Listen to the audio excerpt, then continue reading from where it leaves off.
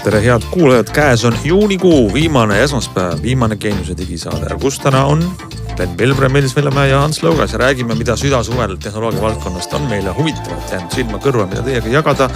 Ja kahjuks ei ole meeldivad uudised, on hinnatõusud üle mitme erineva tootekategooria. Miks tõstavad suured tegijad oma toodete hindu ja isegi sellistes toodetes, mis on äsja välja tulnud ja kuidas see meid mõjutab, räägime sellest. Suur telefoni tegija on Eestist ära minemas, arutame, mis jälje ta endast maha jätab. Siis räägime huvitavatest toodetest, mida oleme ise järgi proovinud nii hiirtest, nii kõrvaklappidest, kui ka sellest, kas me kõik peaksime liituma uue sotsiaalvõrgustikuga, kus ootab meid ees Ursula von der Leyen või ei peaks. See ja paljud muud teemad tänases saates. Nii, aga hakkame siis võib-olla peale sellise südasuvise tarbija uudisena. Me ei saa üle ka ümber sellest, et Apple hoiatus juba tükk aega tagasi minu teada, et Tim Cook ütles, et hinnad tõusevad ja pange ennast valmis, koguge raha rohkem, iga palgapäev, kui tahate meie tooted osta. Vist oli niimoodi, et arvati, et Tim Cook viitab sügisel ilmuvatele uutele iPhone'idele, mis tulevad varasemalt kallima hinnaga. Aga nüüd klõpsust ka arvutite, tahvelarvutite müügihinnad on läinud raksakaga ülespoole ja mõni vähem, mõni rohkem. Aga tundub, et hinnatõus on nii-öelda üleüldine. Meelis, kas sa nägid, mis kõige rohkem tõuseb, mille hind? Ma nagu väga nii põhjalikult ei vaadanud, mis kõige rohkem tõuseb. Ma nägin, et MacBookid tõusid kõvasti. See ER-äkki lausa 300 eurot või dollaris, eurohindu meil veel ei ole. Ja Pro ka midagi sarnase hinnaklassis, ehk siis protsentuaalselt vähem kui ER, aga üldsummas vist isegi rohkem. Ja Neo tõusis vist $100, nii et selles mõttes need hinnatõusud on päris suuremad, kui ma ise oleks arvanud ausalt öeldes. See viimane, mida sa mainisid, ma tahan öelda, et see on võib-olla kõige sellisem dramaatilisem, sellepärast, et see MacBook Neo tuli välja, mille üks põhiargument, mis lööb nagu turul endale kanna maha, on see hind. Ja nüüd... Ma arvan, et see on tegelikult kõige vähem dramaatilisem kahel põhjusel. Esiteks hinnatõus on kõige väiksem. Teiseks on see, et kuna see hinnatõus on väiksem, see suurendab hinnavahet Neo ja Airi vahel, mis teeb selle Neo ostmise võib-olla mõistlikumaks. Samal ajal on turule tulnud või kohe tulemas ka väga sarnase hinnaga Windowsi arvuteid, nii et nii-öelda neid inimesi, kes võib-olla oleks Neo pärast läinud Windowsi maailmast Apple'i maailma, jällegi võib see vähendada. Küll on aga siin üks asi, mis mina ütleks, et Neo hinnatõus oli minu jaoks oodatum ja loogilisem kui teiste arvutite nii suur hinnatõus. Nimelt sellepärast, et räägitakse, kinnitanud Apple seda ei ole, aga räägitakse, et siis need, kas A18 oli, kui meil mindi võtta see kiip, mis oli Neol sees, iPhone'i kiip ülemise aasta oma. Et need A18 kiibid, mis Apple lauas olid, on väljendavad jupp aega tagasi juba otsas, kuna Neo müük on olnud suurem kui Apple ise arvas. Ja see tähendab ühtlasi seda, et kui siiamaani kasutas Apple siis nii-öelda juttu märkides prügikasti kiipe, ehk siis selliseid A18 kiipe, mida iPhone'i jaoks ei sobinus, neil mingit pidi nagu vigase ja teatavasti kiibitootjatel on ikka kombeks see, et võetakse natukene kiip, millel on üks tuum kuidagi moodi vastu testide tulemustele oodatule ja siis tehakse sellest nagu odavam versioon ja pannakse see nagu odavamalt mingi muu masina sisse või tehakse sellest uuem odavam mudel. Samamoodi tegi Apple ka selle A18-ga need kiibid, mis siis nüüd praagiti välja sellest iPhone'i kiibi valikust, läksid siin Neode sisse, üks tuum lülitati selle välja, eks ole. Ja väljatavad need välja praagitud ja Neode jaoks mõeldud tuumadega kiibid on nüüd otsas ja Apple pidi uuesti käivitama selle A18 protsessori tootmise, mis ilmselgelt toob ju kulusid juurde, eks ole, et ega siis nagu enam odavalt hakkama ei saa. Aga samal ajal jah see, et igal juhul kindlasti mõjutab seda ka see suur mäluhinnatõus ja kõik muu, eks ole, mis on nagu tegelikult põhiline põhjus selle hinnatõusu juures on ikkagi see, et nii RAM kui SSD-d ja mälukiibid üldiselt on kõvasti kallimaks jäänud, kui nad vanast olid. No vaat just sellest, et need on läinud nii palju kallimaks, ei saagi mitte keegi aru, siis kui ta juhuslikult ei ole ostnud omale näiteks pool aastat tagasi mõnda SSD-d ja plaanib seda osta täna. Ja kogu selle jutu peale ma täiesti huvi pärast vaatasin siis oma Amazoni ostu ajalugu, sest teadupärast sügisel, see oli siis eelmisel sügisel, uuendasin ma oma Maci, mitte MacBooki, aga Maci ja võtsin sinna juurde ka ühe 2 terabaidise SSD või siis ainult sellise mälumooduli siis nii-öelda, mitte mingi kastis selle ketta, vaid Aceri mälumooduli. Hulk mälu jah, Ei, 2 terabaiti, ma pakun, et see maksis sul mingi 150 € või 200 või? Tol hetkel oli selle hind 109,99. 109 €. Jah, 2 terabaidine Predator, mis iganes, GM7, PSIe, kõik pikad numbrid. Ühesõnaga väga okei kiip, näitajatega kõik väga hästi. Ja nüüd ma võtsin siis huvi pärast lahti ja kui ma vajutan täna Amazonis nupule Buy it again, siis tuleb välja, et need ajad on saanud läbi.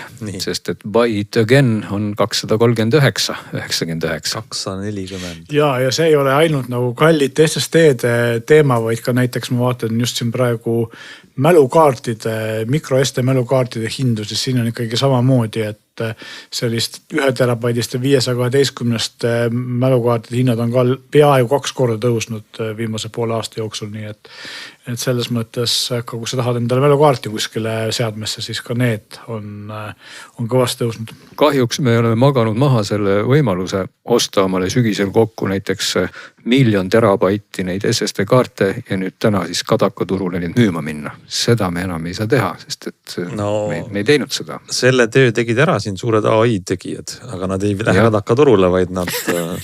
ja loomulikult on see kõik ju vesi hiinlaste veskile, sest et kui suured nii-öelda läänemaailma, kui nad enamasti asuvad Koreas, SK Hynix, Samsung ja USA firma Micron, kes on 3 suurt mälutootjat, annavad oma mälu põhiliselt siis AI andmekeskuste kasutusse ja vähe jääb sellest telefonide, arvutite ja muude jaoks, siis arvutite koostajad ja mälumoodulite tootjad on järjest rohkem hakanud kasutama seni täiesti tundmatute Hiina mälutootjate mälumooduleid, nii et või kiipe, et ka seal nagu nüüd hiinlased tõusevad tänu sellele, et läänemaailma tootjad lähevad suure raha järgi. No ja siis üks äraspidisel kombel maksame selle nüüd lõpuks ise kinni, et kinni maksame see nagunii. Räägime siin keelemudelitega ja teeme videoid ja möllame ja kõik see on jube tore ja maksame kuus nii vähe. Aga näed, kõik need keelemudelid võtavad ära nüüd meie mälu sealt seest ja selle mälu eest me maksame rohkem. Ainus positiivne külg on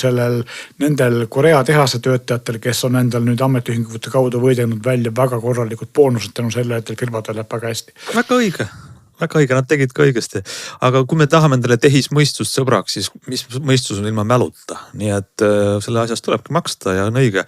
Aga poole praktiline ja mõte on ikkagi see, et kui te tahate uut seadet endale osta, mitte järelturult või kasutatud, vaid uut, siis tundub, et see trend on sinnapoole, et kui selles seadmes on vähegi mälu, siis ega ta hind lähiajal allapoole ei lähe, et kas jääb samaks või pigem tõuseb. See mõjutab tegelikult mitut pidi halvasti meie igapäevas kasutatavaid seadmeid ja võib-olla ma toon siin 2 näidet. Üks näide on nii-öelda tavapärane, et mitmed seadmetootjad või telefonitootjad on öelnud nagu otse välja, et üsna tõenäoliselt muutub võimatuks toota odavama otsa nutitelefone just mäluhindade pärast.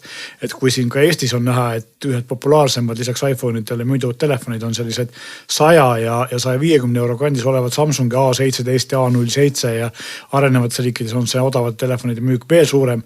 Ehk siis 100 eurosed telefonid, siis nüüd Xiaomi ja Samsung ja teised on öelnud, et põhimõtteliselt varsti on see, et meil ei saa toota siin odavad mudeleis, lihtsalt mälu hind sellest telefoni hinnast on nagu põhimõtteliselt 70%, no, eks ole, see ei ole loogiline.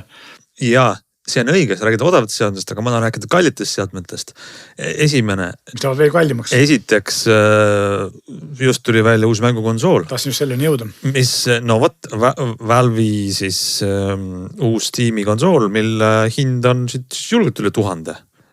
Mis on, mängimine ongi, luksus on ju. Esiteks, ma saan aru, aga see on ikkagi üllatavalt kallis. Mängimine muutub ka luksuseks järjest rohkem erinevates nii-öelda kategooriates, nii mängude hinnad kui riistvara hinnad, eks ole, ja selle Valve'i uue Steam Machine'iga ju esimene ikkagi pääsuke selle oli see, et nad kuulutasid selle välja sügisel ja siiamaani polnud see müügile tulnud või aasta lõpus polnud müügile tulnud, sest et nad jäid täpselt selle mälukriisi kinni, eks ole, nad ootasid, äkki läheb olukord paremaks, et peaks ta kallilt müügile tooma ja pikalt spekuleeriti, mis selle hind siis võiks olla ja räägiti ikkagi siin $700 ja võib-olla $800 ja nüüd tuli see hind $1049, kõige lihtsam versioon ja see hind, kusjuures ei sisalda veel pulti. No pult on lisaluksus. Just, aga sa ei mängi pullit, eks ole, Valve'i see Steam Controller pult on väga hea. Aga mis puudutab seda hinda, siis tegemist on ägeda ja laheda kastiga, mis on siis nagu pisike kuubik, mis tegelikult on nagu mõnus, huvitav mängukonsool, aga ta ei ole ainult mängukonsool, sest on ikkagi täisväärtusega arvuti ka, et sa võid kasutada teda ka nagu lauaarvutina, eks ole.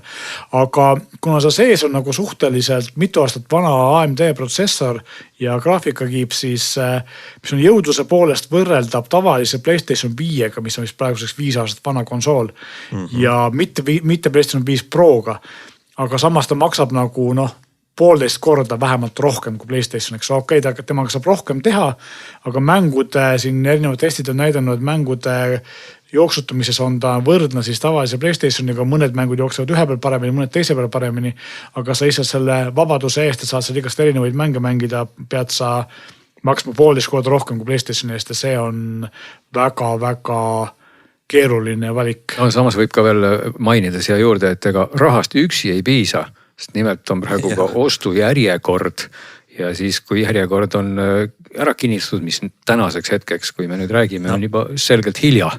Ja siis, kui see seal järjekorras juhtumisi olete olnud, siis alles tuleks sellest maksta ja siis pead ka veel ootama, millal alles siis kusagil juuli lõpus peaks hakkama kohale jõudma. Et selle koha pealt pole lihtne elu. Mida Glenn ütleb, minu arust pani kõik selle jutu perspektiivi, mida me siin räägime hinnatõusudest, kui nõudlus ületab nii tohutult pakkumise. Tegelikult on see, et siin ei ole küsimus selles, et lihtsalt nõudlus oleks nii suur, vaid nõudlus on arvestatavas, mängureid ja Valve'i fänne on palju, aga pigem on see, et Valve on alati teinud suhteliselt väiksed kogused ja ilmselt see mõjutab ka nende hinda, et nende kogused ei ole sadades miljonites nagu nendes iPhone'il või Samsungi telefonidel, eks ole. Aga ka eelmiste Steam Decki pihukonsoolil oli samamoodi, et võttis mingi aasta aega, et seda nõudlust rahuldada, et eeltellimused täita ja nii edasi. Aga ma tahan võib-olla selle jutu kokku tõmmata, et millest tulles tagasi algusesse, Apple'i juurde, mis on tulemas septembris, uued iPhone'id ja kõik on ikkagi väga veendunud juba, et tulemas on iPhone Ultra, volditava ekraaniga iPhone ja kui me rääksime hindadest praegu täna, siis ma arvan, et alla 2000 euro selle ei võib ainult unistada, et see telefon maksab julgelt üle 2000. Ma arvan, et kui siin varem räägiti alla 2000 eurosest hinnast, aga nüüd ma arvan, et alla 2500 me pigem loota ei saa. Ei selles mõttes, ega siis telefonide hinnad on ju ikkagi ammu olnud suhteliselt sellised muhedad, et kui selles valguses mõelda näiteks, et et ma saan mingi mängukonsooli ja oled seda seni siis ostnud mõnesaja euroga, see tundubki ju nagu lubamatult odav, kui sa hakkad vaatama, mis telefoni sa saad mõnesaja euro eest versus siis kui suur asi on nagu mängukonsool, nii et selles mõttes on võib-olla. Siis kui kiloga müüa seda, siis küll jah. Et siis nagu ikkagi tundub, et miks ma ei peaks siis selle eest nii palju maksma, aga muidugi selle jutu teine pool ongi see, et telefonid ongi ju absurdselt kallid. Meie siin selliste tehnoloogia ajakirjanike rollis saame nagu nautida seda luksust, et me testime neid telefoni, anname tagasi ja jälle võtame järgmise. Aga ma ei tea, kas me tahaksime osta omale 1000 või 2000 euroseid telefone iga aasta või 2 aasta tagant. Et see on ikka jabur hinnaklass, mis nendel seadmetel on. Ja tsiteerides ühte filmi siis noore pere laen abiks ja ikka tuleb osta selline asi, et siit muide lähme kohe sujuvalt sama teema juurde edasi. Sa ütled, et inimesed ostavad kallid telefoni, aga Eesti telefoniturult on üks tootja ära minemas, kelleks ametlikult ei ole midagi veel öeldud, on ju, aga hirmus populaarne telefon, hiinlaste OnePlus, mis on võib-olla olnud selline nagu, ütleme, ilus unistus sellest telefonist, mis on hea, äge, võimekas, eristuv ja ei ole hinge matvalt kallis. Kui kerida natuke ajalugu tagasi, siis ikkagi tuleb ju rõhutada, et OnePlus oli üks nendest telefonidest, mis oli nagu algne nothing võib-olla siis praegu, et tegelikult oli nagu selline nooruslik, tore, niisugust vabadust ja mis iganes kõiki toredaid märksõnu nagu endasse koondav alternatiiv sellisele mainstreamile, kui ta tuli. Millisel on teooria, miks nad ära lähevad või see ei ole üldse kindel ju ka? Mul ei ole tegelikult teoorias, ma arvan, et kui ma eesti keeles ütlen, siis ma tahaks öelda halvasti, ma tahaks öelda, et hiinlased on väga lollid. ja minu arust on nagu rumal strateegia, mida nad teevad, aga ma ei ole aru saanud, miks see nii on ja teised välismaised ajakirjanikud ei ole aru saanud, miks see nii on. Aga nii see on. Aga oota, ma segan korraks vahelt, kus nad siis täpsemalt nüüd ära lähevad, me räägime, nad lähevad Eestist ära, aga sa ütled, et välismaised ajakirjanikud juba on rumalad, siis ikka nad lähevad nagu kohe rohkem kusagilt ära. No tegelikult on ju see, et kui nüüd faktidest rääkida ja mitte liigselt spekuleerida, siis ametlikult ei ole mitte kuskilt ära läinud. Küsisin mina OnePlusi käest otse ja olen küsinud ka teised ja ma sain siis nende käest tsitaadi, kus on öeldud, et meie ametlik seisukoht on selline, et OnePlus jätkuvalt analüüsib ja hindab oma kohalolekut ja tegevusi Euroopa turul. Võtke seda, kuidas tahate. Aga fakt on see, et Indias näiteks suur turg on kõvasti kokku tõmmatud ja väidetavalt on ikkagi see, et OnePlus ja Realme üks teine Oppo gruppi kuuluv väiksem telefonibränd on leivad ühte kappi pannud ja nii-öelda firmad on ühendatud. Selle kohta ühtegi kinnitust mitte kuskilt leida ei ole võimalik. Aga kuulujutud on pidevalt selle kohta. Räägitakse pikalt sellest, et OnePlus on lahkumas USA turult, mis on suur turg ja kus nad on suhteliselt ainus Hiina tootja, kes on õnnestunud USA turul läbi murda ja ka saada aega diile operaatoritega.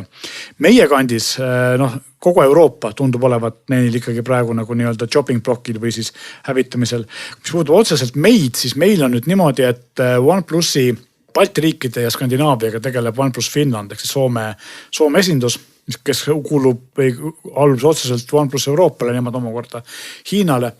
Ja OnePlus Nordicu või siis Soome osakonnas on niimoodi, et Mobiili.fi, mis on Soome selline geenuse sarnane portaal põhiliselt, kui keskendub mobiiltelefonide uudistele, on saanud kinnituse, et OnePlusi Euroopa tegevjuht on läinud Realmisse. Meie kontakt OnePlusilt, kes on siis OnePlus Nordicu PR esindaja või avalike suhete juht, on öelnud, et ka tema on liikumas kas täielikult või osaliselt Realme alla, ehk siis põhimõtteliselt Skandinaavias inimesi OnePlusis koondatakse või tõstetakse Realmisse üle. Ja Soomes on juba ikkagi mindud nii kaugele, et põhimõtteliselt on selge, et OnePlusi telefonid asendatakse Realme brändiga. Kõik 3 Soome operaatorit, Elisa, Telia ja DNA on võtnud Realme telefonid oma valikusse. OnePlusi telefone seal veel on, aga ilmselt juurde enam ei tule. Sel aastal pole OnePlus Euroopas välja andnud mitte ühtegi mudelit ning lisaks siis Euroopa turule vähemalt. Ja lisaks ongi see jah, et Soomes on näha ka siis lisaks operaatoritel on ka elektroonikapoed Realme mudeleid müügile võtnud. Eestis on asi palju segasem, sest et nii Telia kui Elisa, kes OnePlusi telefonidega on tegelenud pikalt, on öelnud mulle oma kommentaarides, et nemad pole saanud OnePlusi poolt mitte mingit teavitust tegevuse lõpetamise kohta. Okei, sõnastus tegelikult see, et me ei ole saanud ühtegi ametlikku teavitust. Mitteametlik jutt on kindlasti olnud. Okei, ma saan aru, et see on nagu midagi toimumas, ametlikult ei ole veel teada, aga oskad lühidalt kokku võtta, mis siis meie jaoks muutub? Okei, üks bränd läheb ära, aga tuleb mõni teine asemele. See ongi see vahe on ju selles, et mis muutub meie jaoks versus mis muutub Skandinaavias, eks ole. Sest näiteks Soomes on niimoodi, et Soomes on OnePlus olnud päris pikalt number 3 tootja. Ehk siis Apple ja Samsungi järel 3. Eestis on ta küll populaarne, aga mitte nii populaarne. Eestis on number 3 on Xiaomi, kelle turuosa on oluliselt suurem kui OnePlusil. Et meie võib-olla ei kaota sellest nii palju, aga samas me kaotame valikus. Ja teiseks ongi see, et kuna meil on Xiaomi tugev ja Soomes ei ole, siis meie kandis on OnePlusi Realmega asendada keeruline, sest esiteks on Realme väga sarnane Xiaomi tütarbrändi Redmiga, eks ole, et inimesed saaks, mina olen ka selle segamini 2 brändi ja ilmselt ka tehnika kaugemad inimesed saaks konkreetselt segamini ja mõtle nüüd Telia välise klienditeenindus, kes peaksid inimestelt selgitavad, kumb telefon sul korvis olid katki läks, kas oli Realme või see Redmi, eks ole. See on nagu päris keeluline teema. Ja sellepärast on Soomes see kõik palju lihtsam kui meil. Rääkimata sellest, et Realme telefonidel ei ole nii head valikut, nii häid hinnapunkte, kui on OnePlusil ja nad kindlasti ei oma nii legendaarset sellist, kus ma ütlen siis fännitelefoni staatust, ei saa seda kunagi omama, eks ole. Et selles mõttes auk jääb igal juhul sisse ja mina arvan, ma kirjutasin artiklis ka seda, et mina arvan, et praegu on tegelikult Eesti operaatoritel suurepärane võimalus OnePlusi asemele, kus lahkumine peaks ikka tõeks saama, et mina arvan, et on 99% kindel. Et mina arvan, et praegu tasub operaatoritel oma valiku laiendamiseks tuua Eestisse müügile Motorola, mis on samamoodi kõigis mitte Euroopa, vaid Soome näiteks operaatorite valikus olemas. Eestis ei ole ja kunagi Telia esindaja ütles mulle kommentaariks seda, et nemad on seda teemat üritanud ajada, aga Motorola endal puudub huvi. Praegu võiks äkki see huvi olla. See võibki olla muide, et suur tootja ei taha ise, ei näe seda turgu. On ju. Samas on see, et näiteks kui me vaatame tõlkeid ja selliseid asju, siis Motorola tarkvara on eestikeelne väga hea, parem kui nii mõne Kiina tootjal. Nii et nad on osa tööst ära teinud. No tulles tagasi ikkagi selle jutu alguse juurde, ma rõhutaks ka veel kord, et OnePlusi suur pluss OnePlus ongi selles, et ta on selline tulles olnud väga eristuv bränd, mida absoluutselt ei saa öelda mingisuguste Realmide ja kõikide teiste selliste hiinlaste kohta. Et tal on nagu selline tagataskus ikkagi vähemalt nende inimeste jaoks, kes täna päris imikujast kohe telefoni ei osta, ongi täpselt selline mingisugune nagu mälu olemas. No teistpidi need samad nimed, nagu sa mainisid, Motorola samamoodi. Võiks muidugi tagasi tulla ka vana hea Sony ja Sony Ericsson ja Sonyl Nokia. Ei ole midagi, eks ole, aga Motorola on tooted olemas. Neid saab isegi Eestis osta, sest neid saab operaatorite poodist osta. Et ei tasu nagu alahinnata ikkagi seda brändi siin juures, et ma siinkohal ikkagi OnePlusiga võrdleks täna kõige rohkem nagu Nothingu telefone, et mulle tundub ka, et nad nagu suudavad. Nothing ongi ju loodud OnePlusi ühe endise juhi poolt. Nii ta ongi jah, et ta on nagu jälle suutnud ikkagi lükata sellise sama nagu heas mõttes siis hobuse selle uue vankri ette ja OnePlusi puhul nagu tunduski, et ilmselt see algne visioon oligi tal selline äge, aga mingite korporatiivsete ja muude survete tõttu see OnePlus libiseski lupsti sinna samasse mudasesse kraavi, kus need kõik teised suured hiinlased seilavad. Miks ma nagu ütlesin, et see on loll otsus, ongi see, et kui toote valikusse Realme või mõne teise oma kontserni brändi, siis te peate hakkama esiteks uuesti turundust nullist tegema, teiseks uuesti operaatori lepinguid tegema ja neid siis teste ja asju tegema, mis OnePlusil on läbi tehtud, neil on operaatoritega lepingud ja suhted olemas, eks ole. Et see kõik on nagu väga rumal nii Eesti mõttes kui Ameerika mõttes kui teiste regioonide mõttes. Ja kolmandaks on see, et ikkagi räägitakse ka sellest, et kogu selle strateegia mõte on siis see, et Oppo Grupp üritab nagu nii-öelda neid strateegiliselt neid brände nagu paigutada erinevates kategooriates, erinevates riikides ja suuremat rõhku panna Oppo enda nimele kui brändile ehk siis premium brändile. Ja Eestis ju teatavasti Oppo telefon ei ole kunagi müügil olnud ametlikult. Soomes neid veidi on ja Soomes käivad ka kuulujutud, et Oppo tugevalt üritab oma kohalolu suurendada. Aga samas ma ei saanud sellele mitte ühtegi ametlikku kinnitust, kas see nii tegelikult on. Nii et isegi sel juhul, kui Eestisse Oppo tuleks, on samamoodi nullist alustamine ja miks mitte jätkata tuntud brändiga, eks ole. Teistpidi ikkagi ma rõhutaksin seda, et OnePlus on lasknud selle brändi ikkagi lootusetult selle image'iga juba ammu sinna mudajõkke. Et tegelikult see oli sellepärast, et nad said aru, et sellised sinu Glen nostalgia ajastust ägedaid rahva tahtergi tehtud telefone ei saanud lihtsalt toota, sest et see häälekas meiesugune väike ja väga häälekas nuhikute kogukond, kes neid fännas, see on liiga väike selleks, et sellega kasumit teenida ja sellepärast nad pididki sinna Oppo tiivale tagasi ronima, nüüd see tulemus on seal. Võib-olla see ongi nii, et tahtsingi seda öelda, et see bränd on tegelikult minetanud oma sellise õudsuse, kuhu täna Nothing on natukene ennast positsioneerinud ja nagu ikkagi näib seal vähemalt püsivat veel näiliselt. Jah, aga samas on see, et vaata Nothing on jällegi võib natuke liiga eriline, sellepärast nad näevad eriliselt välja, kõigil see ei pruugi sobida, et OnePlusil on laiem valik erinevas hinnaklassis ja võib-olla parem hinnaomaduste suhe, aga samas Nothingu peaks näiteks tuua sellest, kui me just rääkisime, et äkki Motorola näiteks ei viitsi tegeleda selle lepingute sõlmimise ja Eesti turule vastavaks tegemisega. Nothing on oluliselt väiksem firma, neil on oluliselt vähem raha ja nemad on selle ära teinud ja Eesti operaatorite juures olemas. Nii et ei ole nii keeruline. Kuulge, mõnes mõttes me räägime siin hüpoteetilisest olukorrast, eks aeg annab arutust. Arvan, me saame sellest siis veel rääkida, kui meil on olemas kindlad kinnitused. Veel saame kõvasti rääkida selle teemal. Nii et igatahes selline kiire analüüs turu olukorrale, aga lähme siit siis nüüd edasi. Kui operaatorid meid kuulavad, siis võtke nüüd see Motorola asi käsile.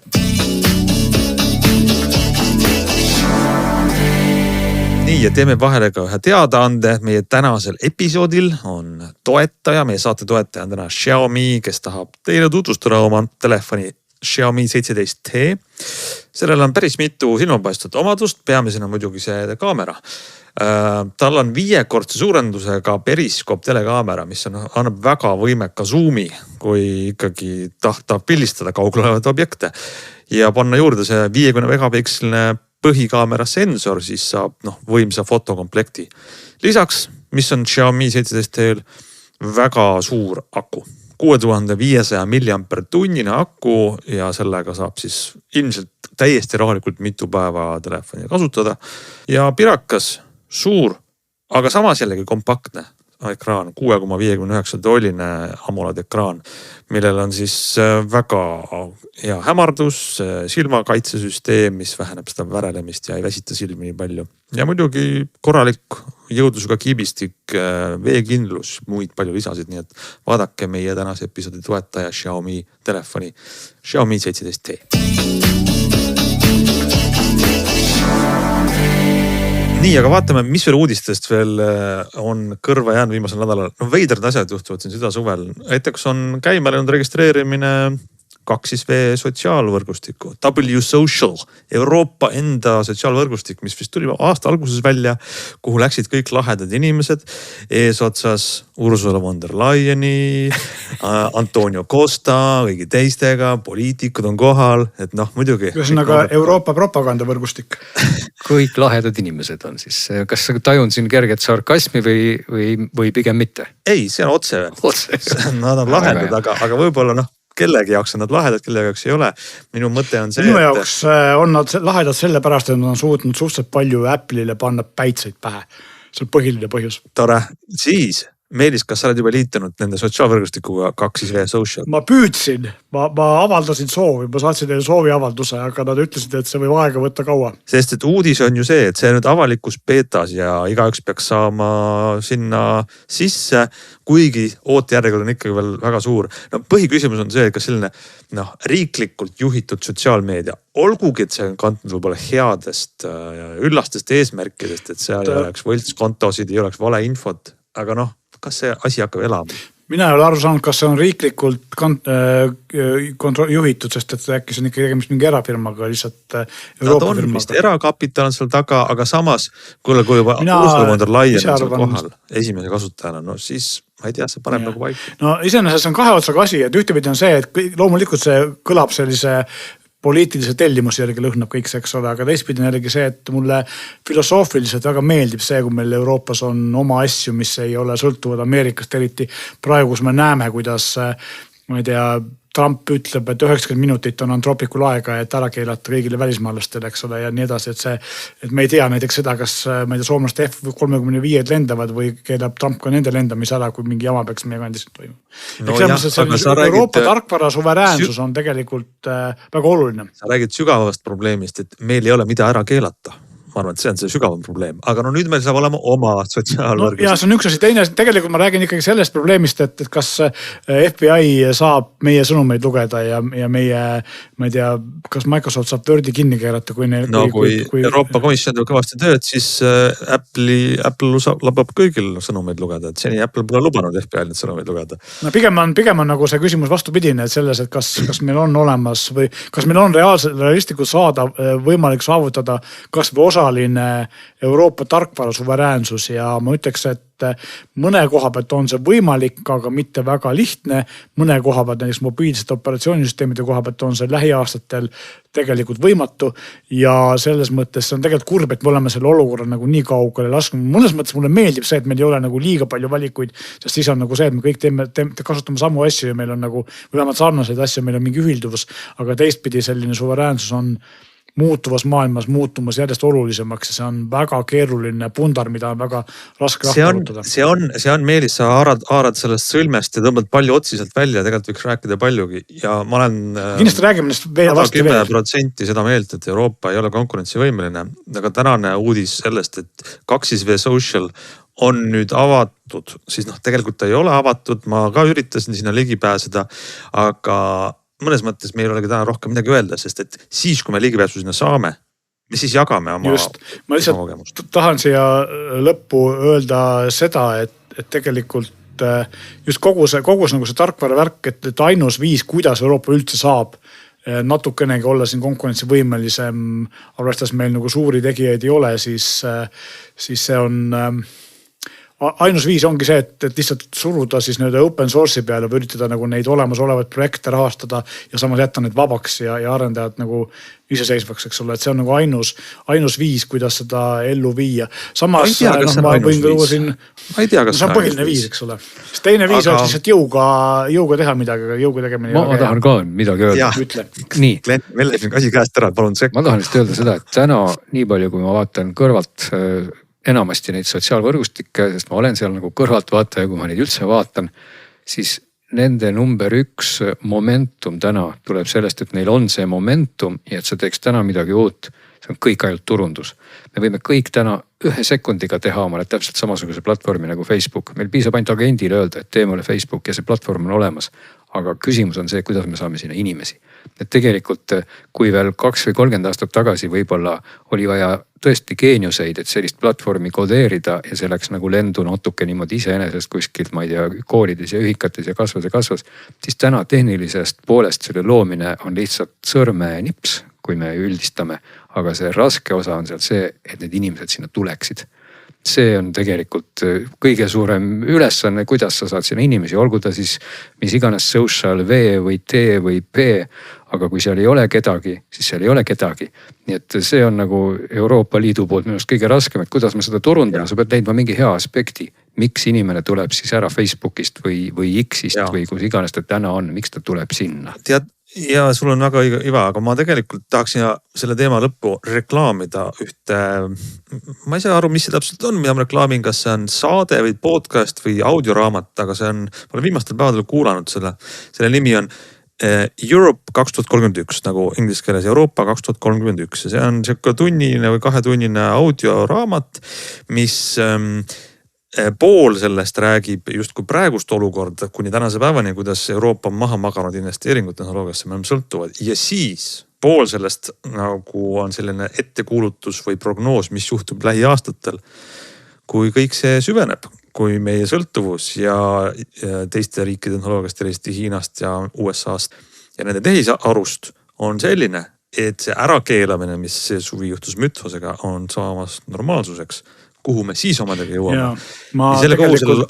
Selle audioraamatu mõte peaks olema väike äratuskell Euroopa otsustajatele, et teeme midagi. Nii et vaadake, ütlen lõppu, Europe 2031.ai on domeen, nii et vaadake, see on aga siin tasuks ikkagi eristada seda, et sotsiaalvõrgustik kui selline tänases mõistes ei ole enam mingisugune uus tehnoloogia. See on lihtsalt asi, mida saab selle tänase uue tehnoloogiaga luua lupsti, et loomulikult kõik see AI mudelid ja kõik see, mis on koondunud täna siis eelkõige USA-sse ja osaliselt ka Hiinasse, eurooplased natukene imevad siin oma näppu, aga muidugi hoopis teine küsimus on see, et Euroopa peaks panema ka lauale tõesti siis konkurente tänastele OpenAI-dele ja Anthropicutele ja nii edasi, see on teine asi. Võib-olla ma räägin sellest mingil hetkel pikemalt, aga ma siin vahepeal olen eksperimenteerinud ühe Pixi telefoniga, mida ma üritasin Google'i teenustest ja üldse suurematest nagu nii-öelda USA teenustest vabastada ja siis ma üritasin sinna paigutada Euroopa tehisintellekti ka, eks ole, või nii-öelda siis chatboti ja üks nendest oli Prantsuse firma Mistral, eks ole, kes on Prantsuse firma, eurooplased ja võta näpust. See asi ei tööta ilma Google Play teenusteta, nii et jällegi, nad on sisse ehitanud sõltuvuse. No aga eks me elamegi tegelikult ju sellises maailmas, kus kõik on läbisegi põimunud, sest ega kui me isegi ostame täna Hiiu kandle, siis tõenäoliselt see mutter, mis seal sees keelt pingule keerab, on tehtud. No või ma kardan, et ei ole Saaremaal tehtud, et Hiiu kannel on tehtud võib-olla Saaremaal või isegi heal juhul Hiiumaal.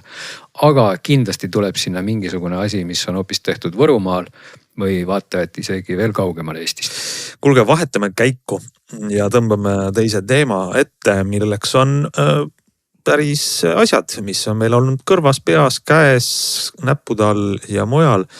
Ja võtame siis võib-olla esiteks sellise huvitava kategooria nagu Meelis, sa oled kõvasti klõpsutanud kalliste mängurihiirte klahve ja nendega edasi-tagasi liigutanud laua peal. Mida sa oled teada saanud nende kohta? Testisin siis 2 eriti kanget, eriti huut mängurihiirt, milleks siis oli Logitechi G Pro X2 Superstrike ja Razeri Viper V4 Pro. ning mõlemad on sellised hiired, mis maksavad sinna sõltuvad poest 150-200 euro vahele. Et esialgu tuleb kohe öelda, et 99% meist ei ole sellist hiiri vaja, sest et nad lihtsalt on liiga head ja liiga kallid ja me kunagi ei kasuta ilmselt nende võimalusi. Aga need hiired on vajalikud siis, kui sa oled e-spordiga tegelev inimene või kui sa mängid nagu hästi kiireid mänge ja pead olema vastastega võrdne või neist parem.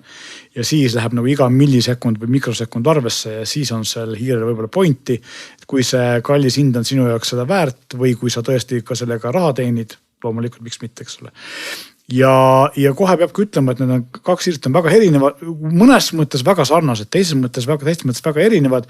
Sarnased on kõigepealt selle poolest, nad näevad üsna sarnaselt välja, nad tunduvad käes hoides, nende kumerus või kuju on üsna sarnane. Ja see teeb nad nagu sarnaseks, aga samas on ka hästi palju erinevusi. Nüüd Logitechil on tegelikult teinud vaikset revolutsiooni, sest nemad on teinud siis endale, ma ütleks, et siis kui me teame, eks ole MacBook Prodel ja vist ka Airidel on siis puuteplaat on selline, kus all ei ole tegelikult nuppe, aga ta jätab siis nende vibratsioonimootoritega mulje, et seal all on nupud, ehk siis ta on nagu virtuaalne haptiline tagasiside.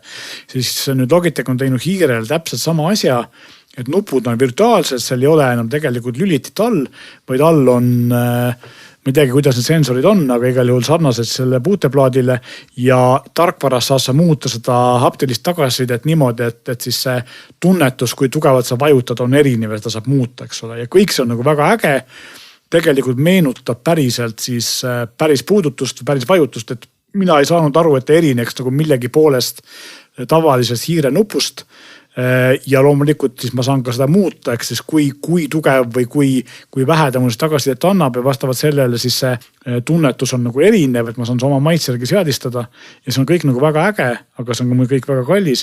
Ja teine asi, mille poolest see hiir on eriline ja mitte, miks need nupud teevad selle hiiri eriliseks ja mis on võib-olla ka põhiline asi, miks mina seda hiirt ostmist kaaluks, kui mul oleks nii palju vaba raha ja mis ei ole üldse seotud sellega, kui kiire väge mängurhiir on see, et need uued haptilised nupud on meeletult vaiksed. See on konkurentsiliselt kõige vaiksem hiir, mida ma kunagi kuulnud olen. Nupud ei üldse häält ja kuskil kodukontoris või suuremas kontoris teisi, mitte kas sina oled siuke kasutaja? Et sul ei ole nagu siuke, et see kõrvade tagasiside tegelikult annab juurde, et sa kasutad hiirt, sa nagu kuuled ka, kui sa kuuled klikki. Mind ennast häirivad, sõltub kui tugevalt klikki teeb see asi ja häirib ka teisi inimesi ümberringi. Nii et eriti kui on avatud kontor näiteks, see on nagu päris hullu, kui klikivad. Et selles mõttes ma ise kasutan igapäevaselt Logitechi MX Master S3S on ta vist hiirt, mis on üsna vaikne, aga see on veel vaiksem, et see on kõige vaiksem hiir, mida üldse kunagi kuulnud olen. Aga kui me nüüd lähme siis kohe kiirelt konkurendi juurde, siis konkurent on siis Razeri Viper V4 Pro on, eks jah, kui me lumindi võtta, siis sellel on vastupidi, et selle nupud on mugavamad, sest nad on sellised natuke nõgusad pealt, mis teevad käes hoidmise või nupu peal näppude hoidmise natuke mugavamaks, aga see on ka ta ei ole kõige valjemate nuppudega hiir, mida ma kuulnud olen, aga üks kõige tüütuma tooniga nuppudega hiir, mida ma kuulnud olen, et see klõps on nagu väga ebameeldiv ja mulle see sellepärast üldse ei meeldi. Nüüd, kui me võrdleme nende nagu neid teisi omadusi, siis esiteks lisaks nuppude valjususele on siis see, et hästi oluline mängurite jaoks on libisemine ja Razeri hiir libiseb oluliselt paremini. Logitech libiseb oluliselt kehvemini, eriti siis kangast hiiremattide peal. Logitech ise ütleb, et nad on teinud selle kasutamises klaaspinnadel pigem või klaasmattidel, mis on praegu mängurite juures populaarsed. Minul sellist ei ole ja ka päris palju teistes ülevaadates on seda kurdetud, et Logitech libiseb kehvemini. See on maitse asi. Tundlikkust saab mõlemal väga hästi reguleerida, neil on nii DPI valik on väga suur, kui ka siis polling rate või siis see, kui kiiresti ta suudab juhtmevabalt anda infot edasi arvutile, on väga kiire. Kusjuures siin ongi huvitav on see, et mis viimast aastat on tegelenud suured edusammud hiiretehnoloogias ongi just selle juhtmevaba suhtlusega arvutiga, et kõigil neil on siis mänguriitel on oma USB jublakad, eks ole, mis käivad arvuti külge ja need on ikkagi tänapäeval vähemalt sama kiired ja kohati kiiremad kui juhtmega ühendus, nii et selles mõttes seal on nagu vanasti see, et juhtmevaba hiir oli aeglasem, eks ole, et see probleem on lahendatud. Ma tahaks nüüd hiire jutu võib-olla viia korraks veel sellise tavainimese, kes ei ole mängur, mitte mängur kõlab nagu joomar või siukene, ta ei kogu respekti suhtes. See kuidagi halvustav on jah, et mängur on nagu see, kes ei söö ega ei maga ega ei tee mitte midagi muud kui mängib ööde pealt läbi, aga tegelikult see kindlasti ei ole, on olemas inimesed väga toredad inimesed, kes tõesti sellega, aga siis teenivad raha lisaks sellele, et see lihtsalt tore on, aga tahtsin jõuda lihtsalt selleni, et need inimesed, kes parajasti ei ole mängurid ja kasutavad ka hiiri, et need saab ilmselt laias laastus jagada 2. On sellised inimesed, kes kasutavad Apple'i suurepärast maagilist hiirt ja siis on teised, kes ütlevad, et see on maailma kõige hullem hiir. Ja seda ei saa üldse kasutada. Nii on, jah. Mina olen üks neist, kes ütlevad, et see on maailma kõige hullem hiir. Just. Ja mina olen ka selles teises parteis. Kumbas parteis sa nüüd oled? Sa oled selles, et see on hull hiir. See on väga hull hiir. No vaat, mina olen selles esimeses parteis, olgu, et ma olen ka aastaid, kui ma ei olnud veel sattunud Maci vikerkaare värvilisse maailma, siis ma kasutasin ka igasuguseid Logitechi hiiri, mis tundusid käes nagu äsja pressitud lumepall ja olid kuidagi nagu väga mõnusad. Aga miks ma olen jäänud selle Maci hiire peale ja miks ma nüüd edaspidi ja praegu ei taha üldse mingit Logitechi hiiri näha, võib-olla see on minu piiratud teadmine hiirtest, et kas täna sellistel Logitechi ja igasugustel muudel toredatel hiirtel, kas ma saan ekraani kuva kuidagi näpuga sutita vasakule ja paremale? Ja enamus mänguritel ei saa, aga enamusel siis nii-öelda kontorhiirtel on rullikul, saad lükata paremale vasakule rullikut ja ta liigutab paremale. Ja, aga see ei ole ju libistamine, see on tegelikult mingisuguse jullaka lükkamine, et ma ei saa tegelikult niimoodi nagu puute žestiga seda ei saa teha. Ei saa. Ma pean tunnistama, et minul ei ole kumbagi neist olnud kunagi tarvis, ma ei saa aru, miks seda vajalik oleks vaja teha. No võin kohegi isegi selgitada meie kuulajatele ja teile. Kui sa näiteks juhuslikult mingit audio podcasti või videot või muusikat töötled ja kokku paned, siis sa pead kogu aeg kogu oma neid track'e ja vorste nihutama vasakule ja paremale väga täpselt. Jah, kontroll-klikk või kontroll-rull ja töötab väga hästi. Okei, et sa vajutad siis nagu kontroll alla ja liigutad seda rulli ja siis on... Ma võin praegu eksida, võib-olla on shift, ma ei ole ammu ühtegi taapi kasutanud, eks ole, aga miks ma siis nagu olen selles Maci hiire parteis, ongi see, et teatavasti selle Magic Mouse'i pealispind on ju tundlik. Ja vaat sa saad seal lihtsalt igatpidi näpuga sudida. Ja ausalt öeldes, mul on nagu see nagu töövoo mõttes, ma olen ka proovinud, siin vahepeal panin oma MacBookile Logitechi hiire järgi. Ja no ikkagi ropude sõnade kontsentratsioon läks suureks, sest ma ei saanud enam liigutada. Ei no see on, nagu öeldakse, teine use case. Teine asi, mida sa tahad teha. Kindlasti ka isikliku eelistuse küsimus, eks ole. Muidugi, et lõpuks mida sa tahad, eks, ja lõpuks see sama mänguri hiir, rõhksõnal ka mängur heas mõttes, ongi see, et sa saad need nupud, kõik võimalikud asjad panna omale täpselt nende kohtade alla, mida sinu näpud parajasti tahavad teha ja kuhu nad ulatuvad. Nüüd ma võib-olla lähengi korraks tagasi sinna nende mänguri asjade juurde, enne kui ma selle jutu lõpetan, et ma räägiks korra tarkvarast ka, et mõlemal on nagu väga võimalust rohke tarkvara, aga ma ütleks, see on natuke liiga raske mõlemas. Logitechi G Suite on väga-väga suur ja võib-olla tõmbab arvutit, lahemalt arvutit koomale, kuigi kui sa oled mängur, siis ilmselt ei ole nii lahe arvuti. Ja Razeri tarkvara, mille nimi praegu meelde tule, on sama moodi, aga Razeril on üks oluline eelis just selle konkreetse hiirega, nimelt see on üks esimesi Razeri tooteid, mida saab täielikult vähemalt nuppude asetusi ja seadeid saab muuta ka veebiliidese kaudu, eks sa paned arvuti külge, kui sul on toetatud brauser, Chrome või mõni muu selline, mis toetab veeb-RTC on ta äkki või veebi kaudu listvara kontrollimise protokolli, siis sa saad lihtsalt minna Razeri veebilehele ja seal need muudatused ära teha, et sa ei pea nagu seda suurt rasket tarkvara installima. Ja see on väga hea. Ja lõpuks ongi see, et kumba eelistada, Logitech on hästi innovatsiooniline, hästi äge, teeb revolutsiooni, väga vaikne.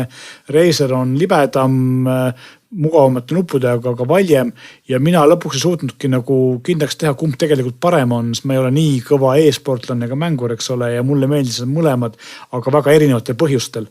Ja omale ma ilmselt ei ostaks mitte kumbaks, mul ei ole nii kangelt ja kallist tarvis, aga mõlemad on tegelikult väärt siis, kui see asi on sinu jaoks oluline, need, mida nad hiired pakuvad ja mõlemad esindavad ikkagi nagu hiire maailma absoluutselt tipptaset. Aga ma veel ajan sellist tabainimese hiire jora ka veel siia lõppu, et kas täna Logitech näiteks või keegi veel pakub ka sellist alternatiivi sellele maagilisele hiirele, kus on puutepaneel peal, aga mis muidu on niisugune lumepall käes?